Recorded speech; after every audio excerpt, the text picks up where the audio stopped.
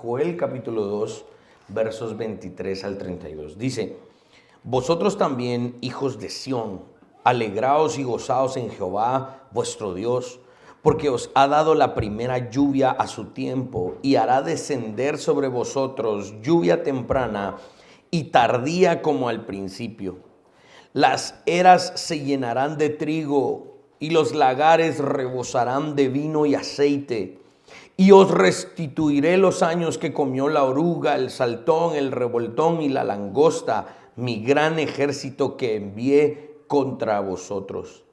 Comeréis hasta saciaros y alabaréis el nombre de Jehová vuestro Dios, el cual hizo maravillas con vosotros, y nunca jamás será mi pueblo avergonzado. Y conoceréis que en medio de Israel estoy yo, y que yo soy Jehová vuestro Dios, y no hay otro, y mi pueblo nunca jamás será avergonzado. Y después de esto derramaré mi espíritu sobre toda carne, y profetizarán vuestros hijos y vuestras hijas. Vuestros ancianos soñarán sueños, y vuestros jóvenes verán visiones. Y también sobre los siervos y sobre las siervas derramaré mi espíritu en aquellos días, y daré prodigios en los cielos y en la tierra, sangre y fuego y columnas de humo. El sol se convertirá en tinieblas y la luna en sangre antes que venga el día grande y espantoso de Jehová. Y todo aquel que invocare el nombre de Jehová será salvo, porque en el monte de Sión y en Jerusalén habrá salvación, como ha dicho Jehová, y entre el remanente el cual él habrá llamado. Oremos. Padre, en esta mañana abrimos la Escritura, la leemos y rogamos, Señor, con mucho fervor, que nos permitas entender tu palabra, que nos permitas aplicarla responsablemente. Dame de tu misericordia, Señor, a mí que soy el expositor en esta mañana, y que podamos entender esto todos y ser edificados. Amén y amén.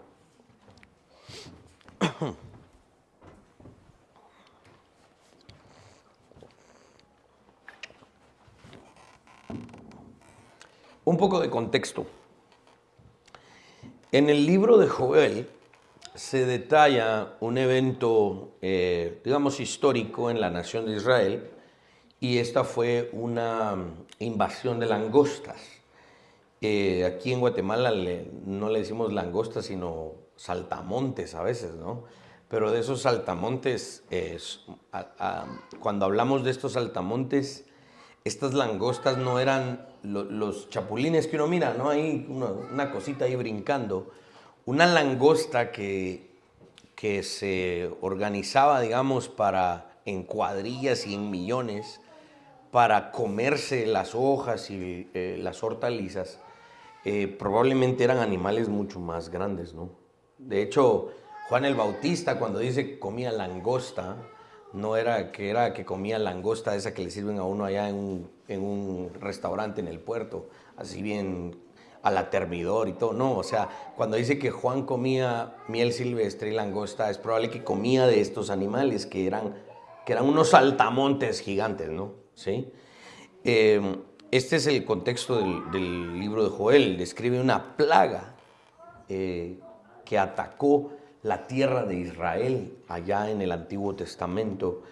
Y esta plaga de langostas tan severa era presentada como el día del Señor, es decir, el concepto del día del Señor en el Antiguo Testamento y también en el Nuevo habla de un día de juicio.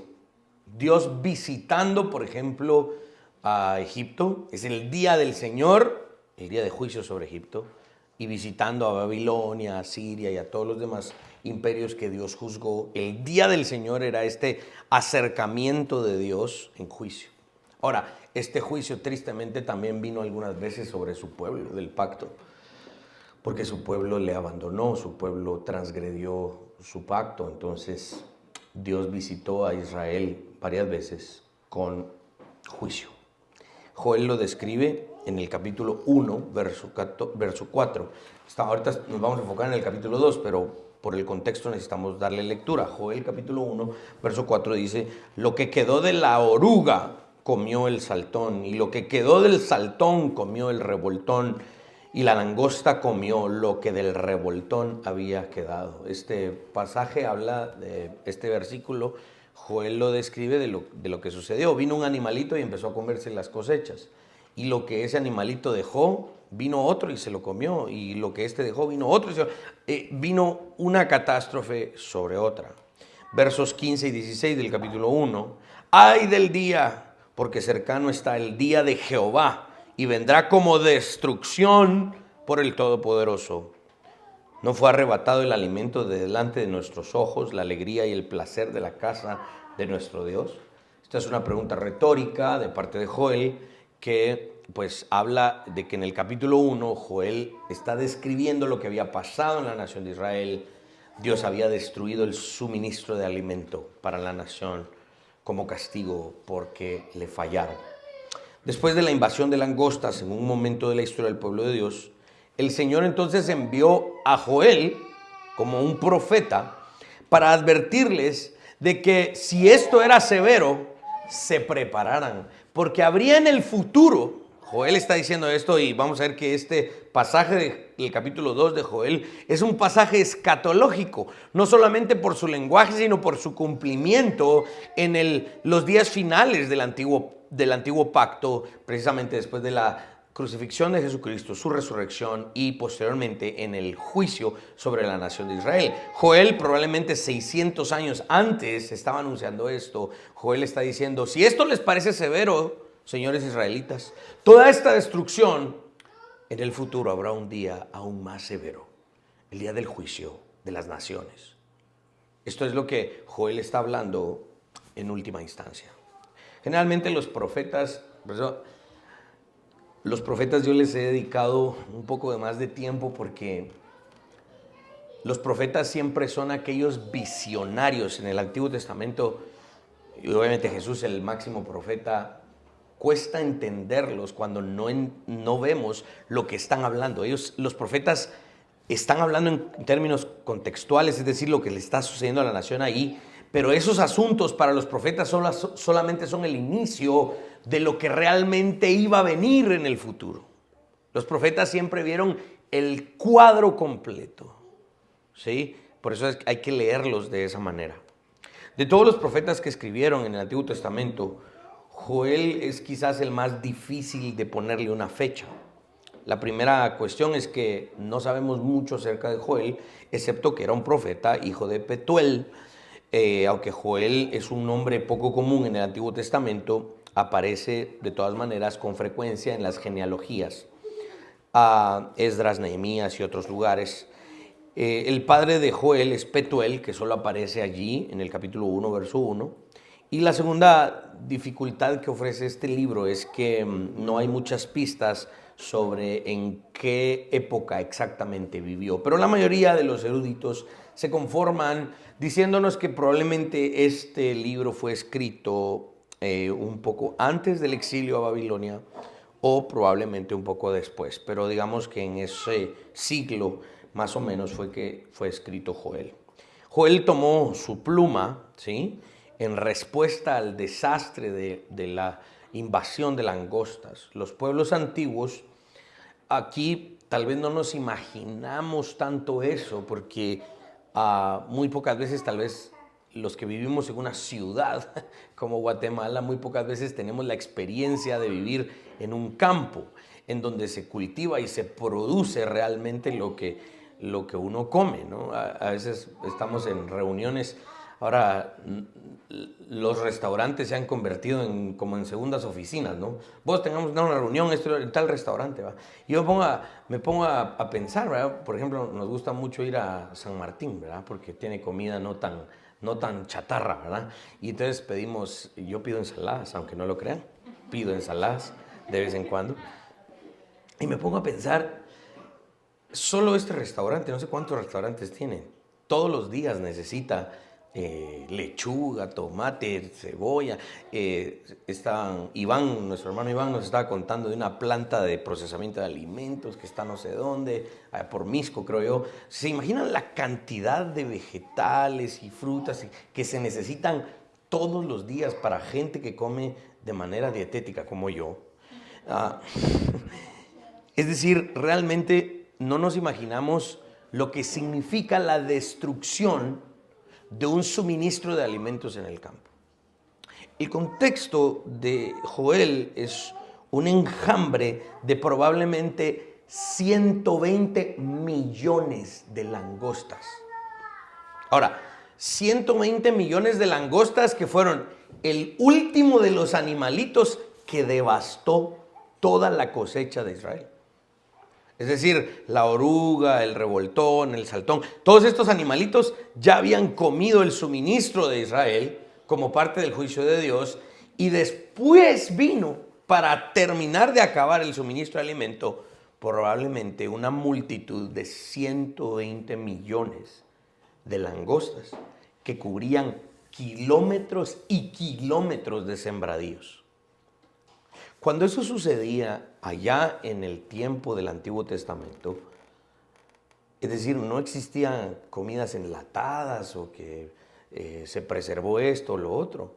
La gente vivía realmente de lo que producía el campo, y si eso era devastado, había que esperar una escasez y una hambruna terrible. ¿Sí? Si a algunos ya les empieza a doler la cabeza porque no desayunaron, imagínense meses estar en una escasez. Realmente esta es una devastación muy grande. Y quiero que entendamos esto, que es tan impresionante e importante entenderlo. Este es el Dios que provocó la devastación, porque es su castigo a su pueblo. Pero es el mismo Dios y el único en quien hay esperanza para ese pueblo. Este Dios es todo. Es el que castiga y es el que sana. Es el que condena y es en quien hay esperanza. Por eso es que la religión cristiana es la única verdadera. Porque otras religiones prueban con este Dios y no funciona. Vamos a otro, tal vez este tiene la respuesta, tal vez.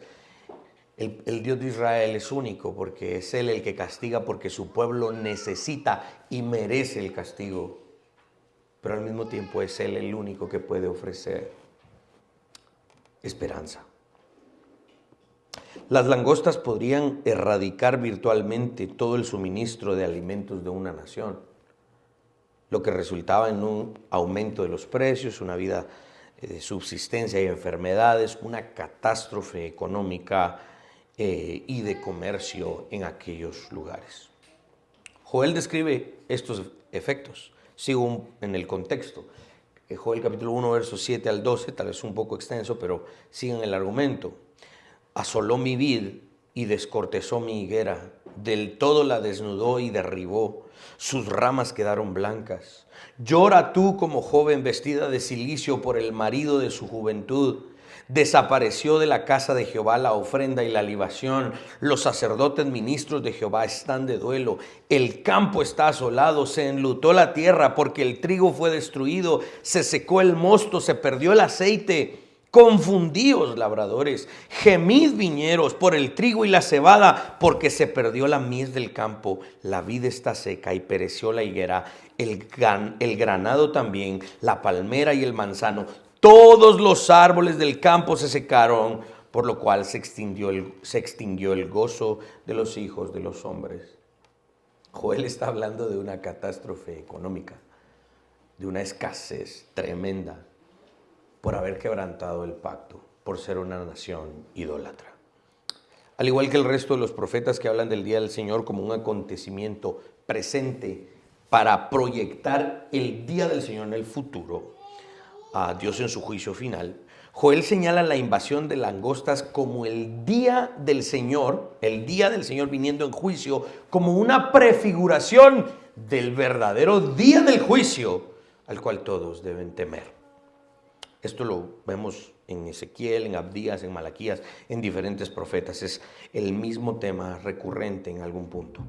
Dada la devastación causada por las langostas que escribe Joel, el día final del Señor debe ser mucho peor para aquellos que no se arrepientan y que no crean en Dios. El Nuevo Testamento nos da la imagen más completa de ese día, cuando aquellos que odian a Dios y no están dispuestos a someterse a su voluntad serán arrojados al infierno, en donde Jesús dice en el Evangelio de Marcos que será el gusano que no muere y el fuego que nunca se apagará. Aquí, por lo menos en esta profecía, estamos viendo que pasó esta devastación, pero habrá una esperanza. Habrá un día en donde todo volverá a florecer, en donde Jehová añadirá esta bendición y esta abundancia. Por lo menos aquí en este contexto, Joel está diciendo, aunque hoy es duro, mañana en las manos de Jehová habrá abundancia. Ahora, el mensaje de Joel en el futuro es, pero habrá un día en donde aquellos que sean condenados no tendrán esperanza. La ofrenda de cereales, la ofrenda que había que ofrecer en el antiguo pacto, ¿no? Debía ser una señal de gratitud del pueblo por la bondad de Dios hacia ellos. Aquellos que ofrecían granos como ofrenda en vez de dinero, oro, sino que parte de sus cosechas agarraban los canastos y los llenaban y los sacudían fuertemente para que se asentaran bien los granos, y entonces cuando se asentaban bien los granos veían que todavía quedaba espacio, echen más, y volvían a sacudirlo hasta que la medida quedaba apretada, hasta que la medida quedaba bien llena, y esto era lo que ofrecían a Jehová. En medio de una devastación como la que Joel está hablando, no se podían ofrecer estas ofrendas, valga la redundancia. Era imposible presentar a Dios estas ofrendas cuando los cultivos no producían una buena cosecha y las plagas como esta no lo permitían. Por supuesto, la falta de frutos, de cereales, la falta de granos para ofrecer no era porque Dios había dejado de ser bueno. La falta era porque el pueblo había abandonado al Dios que había sido bueno. ¿Sí? Puesto que las cosechas abundantes eran parte de la bendición de Dios que recibía el pueblo de Israel, porque habían guardado el pacto, la falta de buena cosecha cuando se produjo se debió al pecado, y eso estaba obviamente registrado en la ley, en Éxodo y también en Deuteronomio, que cuando estos faltaran, Dios, cuando el pueblo faltara a su pacto, Dios iba a juzgar a la nación. Y ya no serían benditos, sino serían malditos. ¿Se recuerdan en Deuteronomio 28? Cuando decía, si tú obedecieres a Jehová tu Dios y lo siguieres de todo corazón y guardares sus mandamientos, bendito serás en tu casa, bendito serás al salir, al entrar, bendito serás en la ciudad y bendito serás en el campo. Pero del otro lado decía, pero si tú abandonas a Jehová tu Dios, no serás bendito, serás maldito. Experimentarás maldición, y parte de esta maldición era precisamente toda esta devastación.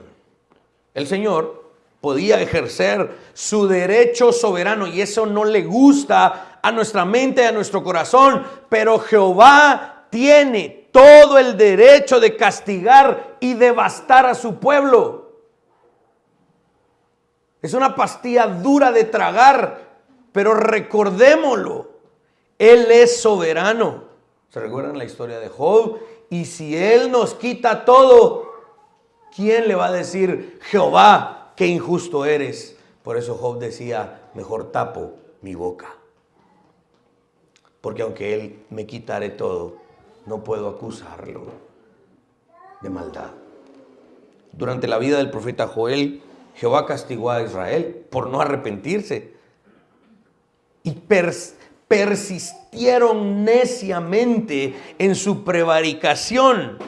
Persistieron. Y no estamos hablando de que la semana pasada Israel cometió un pecado. No, estamos hablando de que por años, décadas, tal vez generaciones, la nación de Israel, a pesar de tener la revelación escrita de Dios, a pesar de tener la ley, a pesar de haber experimentado toda la bondad de Jehová, persistieron en sus pecados. La destrucción fue tan terrible, como ya lo vimos, que no quedó alimento.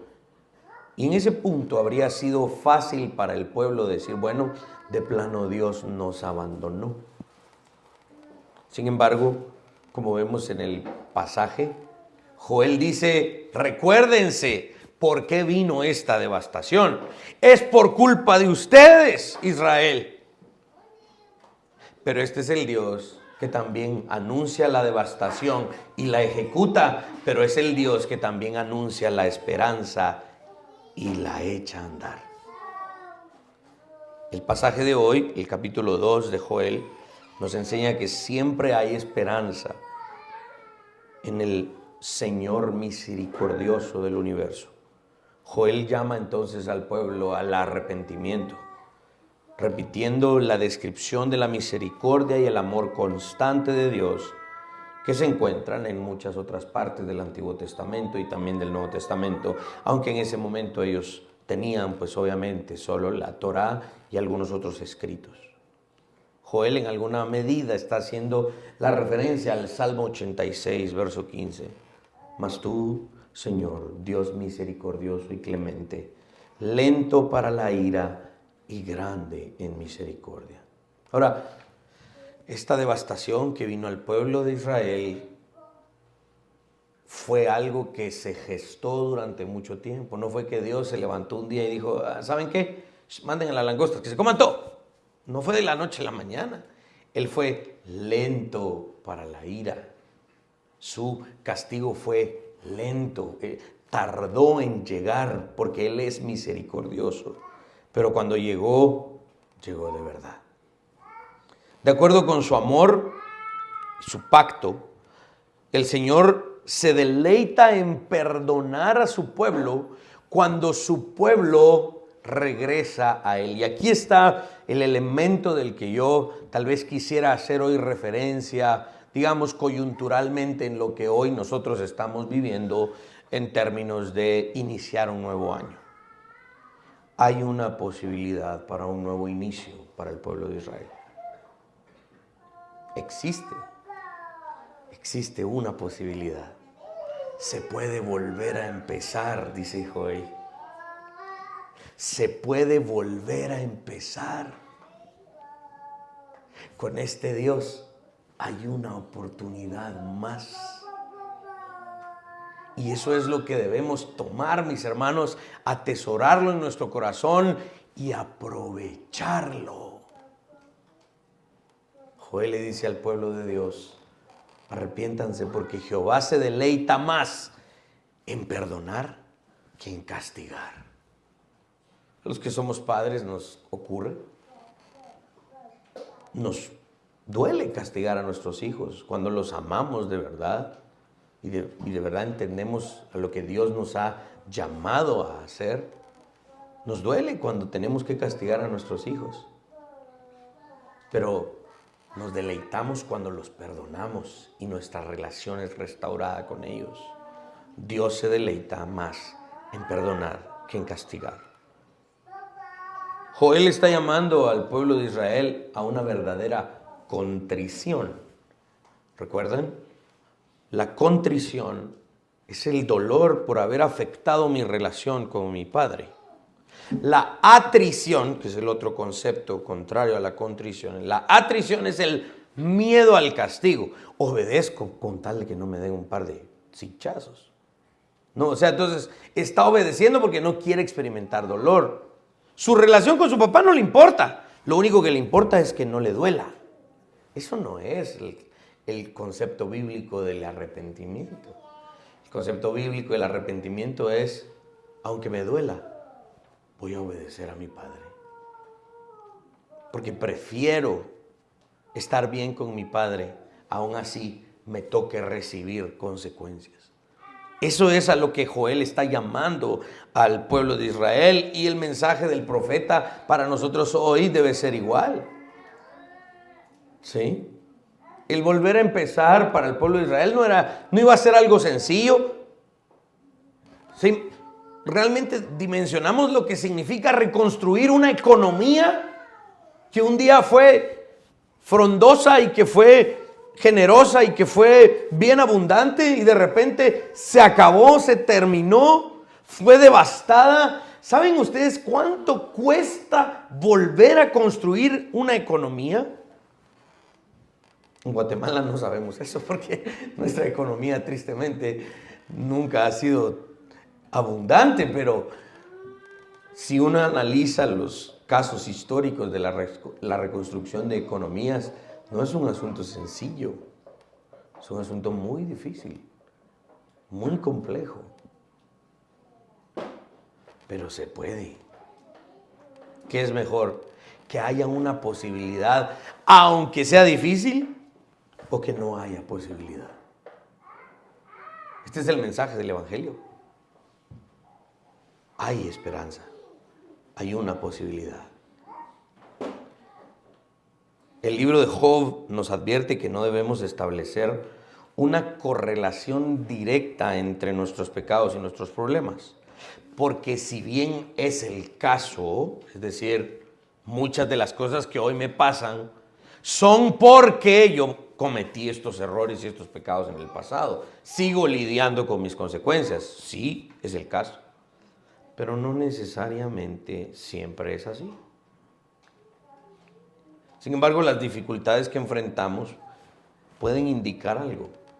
Y tal vez lo mejor que se puede aprender de la serie de dificultades en la que nos encontramos, siempre una de las primeras cosas que debemos reconocer es: necesito arrepentirme. Ese es el llamado en medio de las dificultades. Si volvemos a Dios, Dios nos perdonará y puede hacer aún más bien por nosotros. El concepto del reinicio está en varias partes de la Escritura, ¿sí? Desde en el tema de cuando Adán y Eva son expulsados, ahora les toca vivir una nueva realidad, e iniciar una cosa. Cuando llegamos al diluvio y Dios juzga la tierra y entonces Noé y su familia salen del arca y las cuestiones tienen que reiniciar. Cuando el pueblo de Israel, antes de venir a Egipto, aunque no era un pueblo gigante, era libre. En Egipto finalmente llegan a ser esclavos. Cuando salen de Egipto vuelven a reiniciar. Es decir, la etapa del reinicio siempre está latente en la Escritura, porque los seres humanos tristemente tenemos esta vida desordenada en la que tenemos muchas caídas y nos volvemos a levantar. La historia de la humanidad es así. Y aquí Joel nos está pintando otro panorama. Está la plaga de langostas que dura varios años. No hace falta imaginarnos ya los efectos que tuvo, como ya lo vimos. Y las fuentes de alimento que desaparecen, el ganado, se dieron cuenta, no solo la vegetación, sino que el ganado y todo lo demás. En medio de eso, Joel tiene este mensaje: vuelvan al Señor y reinicien, vuelvan a empezar. En una de las charlas que tuvimos sobre el tema de la disciplina, en los viernes, yo citaba el Catecismo Menor de la Confesión de Westminster, y habla, una de las preguntas con su respuesta en el catecismo habla de que el creyente, aunque es salvo por Cristo y cree y es justificado por la fe, claramente sigue pecando. Y si tú en tu vida te ha costado salir de ciertos pecados, me gusta el catecismo cuando utiliza la frase y dice: vuelve a reagruparte para una nueva obediencia. Sí, hemos venido a Cristo hace 10, 20, 30 años, es probable. Y tristemente, porque, como dice Romanos 7, la ley del pecado sigue activa en mis miembros y sigue presentando una contra, en contra, valga la redundancia, de la ley del Espíritu. Me cuesta salir de ciertos hábitos pecaminosos. Entonces llega el punto en donde me reagrupo para una nueva obediencia. Hay una posibilidad, y más que una posibilidad, un deber del creyente de reagruparse para una nueva obediencia. Ese es el mensaje del profeta Joel acá. Ahora, avancemos a la parte más chilera de este pasaje. Porque ya Joel trató con la devastación y el pecado y con los efectos del mal caminar delante de Dios. Pero aquí está la buena noticia. Y la buena noticia es nada más y nada menos que la venida del Espíritu Santo a la vida del creyente. El lenguaje de Joel se torna totalmente contrario y ahora es totalmente optimista. Y entonces el profeta dice: lo que se comió la oruga, el saltón, el revoltón y la langosta, todos esos años de devastación, yo lo voy a restituir. Ahora, que no suene esto como una proclama profética del 2025, ¿verdad? Este es el año de la... No, por favor, no. Saben que en esta iglesia pues obviamente no practicamos eso. Pero no podemos dejar de decir lo que el profeta escribe. Ahora interpretémoslo en su contexto y apliquémoslo para nosotros. Ese es un punto importante. Este pasaje es muy recordado porque Pedro lo cita en el día de Pentecostés, cuando habían 120 reunidos en un cuarto, un salón probablemente como este, o más grande, en alguna medida escondidos porque los judíos estaban persiguiendo a los cristianos. Y vino un viento fuerte que levantó a los que estaban allí, los sacó del cuarto, empezaron a hablar en otros idiomas, en otras lenguas, y la gente empezó a decir: ¿qué es esto? Y Pedro se levanta y dice: es que hoy se está cumpliendo lo que anunció Joel. ¿Qué anunció Joel? Lo que estamos leyendo hoy. El Espíritu de Dios se derramaría sobre toda carne. ¿Se recuerdan lo que les dije? Que la devastación y todo el juicio, el día del Señor, en un contexto prefigura el día del juicio, el día temible en que Dios destruirá a todos aquellos que no creyeron en su Hijo Jesucristo. Con la misma intensidad, este mensaje también anuncia que ese día de juicio, para aquellos que creemos en Él, no es un día de condenación, sino un día en donde la esperanza será cumplida definitivamente.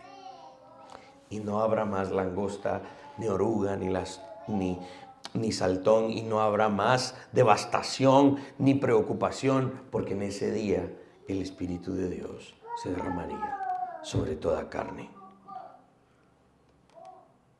Joel utiliza lenguaje escatológico. ¿Se dieron cuenta? Que el sol y la luna caerán y las estrellas y todo eso. Estos anuncios, estas señales serán las señales, valga la redundancia, de la llegada del día del Señor. Y si le pusieron atención a la interpretación de Mateo 24, cuando Jesús habla de que caerá la luna y esto y lo demás, habla precisamente de la destrucción de un gobierno civil religioso que lo aborrecía. Era la destrucción de los líderes judíos. Cuando Joel está hablando de esto, precisamente está en armonía con eso. Era la destrucción del antiguo pacto para dar paso al amanecer del nuevo pacto, la vida en Cristo. Si las langostas, los 120 millones de langostas eran el anuncio del terror del Señor, yo no me imagino, de verdad no me quiero imaginar. ¿Han visto esas escenas de esas películas que están en guerra y de repente, arqueros, listos? Y los de las flechas lanzan y los del ejército contrario, se oscurece el sol por tantas flechas que hay en el cielo y quieren en contra de ellos. Imagínense 120 millones de langostas volando, oscureciendo el sol durante kilómetros. Cuando la gente lo veía decía: se acabó, es el día del Señor. Ahora imaginen eso exactamente en mayor proporción en el otro lado de la ecuación. Cuando amanezca el día del Señor, para aquellos que creen, es un día en donde el sol no se oscurece, sino que brilla con toda su magnitud. Ahora la imagen de Joel se transforma en una imagen abrumadora de gozo y de brillo. Y aunque no vamos a predicar de eso, solo lo quiero mencionar porque me pica la lengua. en Joel capítulo 3, versos 13 y 14. Echad la hoz, porque la mies está ya madura. Venid, descended, porque el lagar está lleno, rebosan las cubas.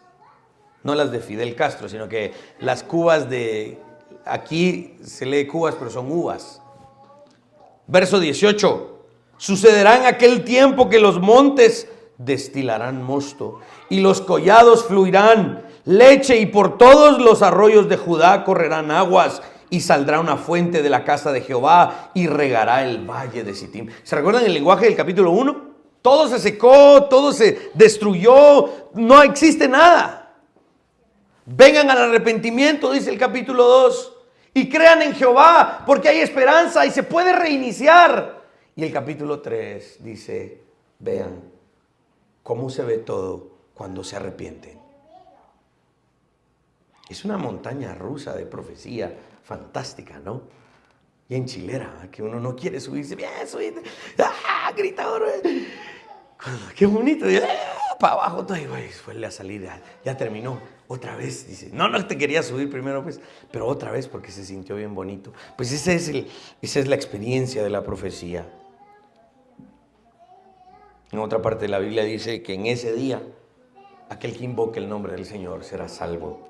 La bondad amorosa de Dios estará disponible para todos en formas que a menudo probablemente no podemos experimentar.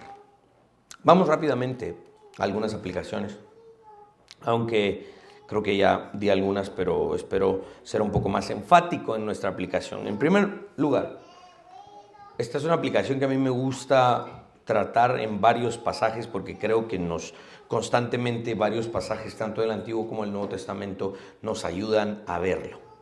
Mis hermanos, nuestra realidad no dicta nuestra esperanza. ¿Ok? Muchas personas de verdad construyen una esperanza basados en la realidad en la que viven. La fe cristiana no funciona así. La fe cristiana no nos da una realidad basada en los datos o en las estadísticas o en las noticias. Yo ahorita he estado siguiendo un poco el caso de Argentina, ¿no? Con este nuevo presidente de hace un año, el peludo Milei, Javier Milei, ¿no? Y el vocero presidencial de Milei se llama Manuel Adorni, es un tipo muy bueno para manejar la prensa. Me da risa, de verdad, muchas de las cosas que hace y que dice. Y, pues, obviamente es gente que ha estudiado y todo lo demás, pero les fascinan los datos, ¿no? Les fascinan los datos. Y miren que en el gobierno anterior, tanto por ciento de pobres, pero en este gobierno, tanto por ciento. Y que la inflación era tanta allá y que ahora ha bajado. Y que allá, y entonces les gustan los datos. Y entonces la nación produce una esperanza a partir de los datos, de lo que ven, de la realidad. Ahora, la fe cristiana no funciona así. Obviamente no somos utópicos, es decir, no estamos desconectados de la realidad. Pero es que cuando vemos al futuro, la fe no nos requiere datos. La fe no nos requiere observar cómo se está comportando este u otro gobierno. La fe no nos dicta lo que nos espera a partir de lo que está sucediendo en nuestro vecindario, en nuestro condado, en nuestro municipio, en nuestro país. Este es el error de muchos cristianos, creer que la esperanza se dicta a partir de la realidad. El Señor no está hablando de esto. De hecho, en este momento, tal como lo que estábamos leyendo en Joel, las razones del desastre, por lo tanto, no podemos identificar que los desastres naturales que hoy experimentamos o los asuntos que hoy vemos en las noticias dictan realmente cómo debemos ver al futuro. No todo desastre natural es un juicio directo de Dios, no necesariamente. En su providencia, al principio un desastre podría parecer de verdad muy mal. Yo allá cuando crecí en Peronia, ¿no? eh, cerca de donde yo vivía, había un montón de champitas, de esas de verdad, gente que vivía ni siquiera con lámina, sino que era cartón, ¿verdad? Y unos palos de madera y con cartón y todo lo demás, y letrinas. Y un día recuerdo que los cohetes de Navidad o algo así, y se quemó la casa de alguien, ¿verdad? Se quemaron unas casas. Entonces la gente empezó a que prohíban los calchinflines y no sé qué. Ahí me quitaron parte de mi diversión cuando era niño, cuando nos quitaron los calchinflines. Pero la gente lloraba, decía, ¿qué voy a hacer? Si lo único que tenía era esta champita, esto y lo otro. Y de repente la gente empezó a colaborar. Pero miren, hagamos una colecta. Tal vez le podemos volver a construir su champita. Entonces fue una devastación para ellos, ¿no? Porque su única vivienda había sido destruida. Eso fue un desastre para ellos. La gente empezó a colaborar y esas mismas familias terminaron construyendo su nueva casita de bloc. Porque la gente colaboró. Entonces la gente de las otras champitas decía, dan ganas de quemar la casa, o contarle que, ¿verdad? ¿Por qué? Porque a veces los juicios parecieran un ataque de Dios, un castigo de parte de Dios, pero no todo desastre es algo totalmente negativo. Un desastre puede ser la parte inicial de algo muy bueno posteriormente. Y hay que aprender a ver esto con los ojos de la fe, ¿sí? Por eso es que la fe es la que dicta nuestra esperanza, el anuncio profético de lo que Dios hará en nuestro futuro. Eso es lo que dicta nuestra esperanza. Debemos que, sí, recordar que habrá un día de juicio. Un día en el que Dios castigará a todos aquellos que no creen en Él. Por eso tenemos la urgencia de constantemente anunciar el Evangelio. Para que aquellos que se enfrentan a ese futuro que va a ser devastador, no lo hagan. Entonces anunciamos con urgencia la salvación de Cristo. Pero nosotros, nuestro futuro, así hoy nuestro presente esté devastado, nuestro futuro es bueno. Porque creemos en aquel que controla el futuro, aquel que lo escribió. Y el futuro para los elegidos de Dios es inescapable. El futuro para los elegidos de Dios es un futuro de abundancia. Es un futuro de esperanza, es un futuro de perfección y de gozo. Porque el futuro de los elegidos está asegurado. Que nuestra esperanza no sea dictada por lo que vemos hoy, sino por lo que la palabra de Dios dice. Esto me lleva a la última aplicación. Por lo tanto, entonces creamos en las promesas de Dios. La palabra profética de Dios a Israel es una palabra profética para nosotros hoy en alguna medida. Yo restituiré los años que comió la langosta, le decía Joel al pueblo de Israel. Y tal vez nosotros, por ejemplo, yo tal vez sembré unos frijolitos en un algodón y un trastecito ahí para un proyecto de ciencias de la escuela. Pero yo jamás he sembrado un campo, yo jamás he sido agricultor. Entonces esta palabra para mí tal vez no aplica en términos literales. Y aún así, como fuera el apóstol Pablo, ¿no? Que murió a los ojos carnales, en escasez, en arresto domiciliar, en un cuarto alquilado, que si apenas lo dejaban ir al baño, y ahí estos fueron sus días. Esta es una palabra que también él puede decir, es para mí. Porque una vez Pablo cruzó las puertas de la muerte, las palabras del profeta Joel se quedaron cortas a lo que Dios restituyó. Aunque sintamos que hemos caído, mis hermanos, demasiado bajos como para que la misericordia de Dios nos alcance, entendamos que Dios nunca ignora el verdadero corazón contrito y humillado, como dice el Salmo 51. Si tú eres un creyente en Cristo y de verdad has tenido tal vez no solo uno, sino algunos años malos, hasta acá difíciles, en donde tal vez no has cosechado mayores logros y éxitos, sino que pareciera ser que has tenido de verdad más derrotas que victorias. Hay cosas por las cuales debes arrepentirte y creer que Dios no ignora ese genuino arrepentimiento. Y Él restituirá, Él hará, Él obrará, Él traerá lo que se necesita y más. Nunca dudemos en arrepentirnos cuando hayamos sido convencidos de nuestras transgresiones.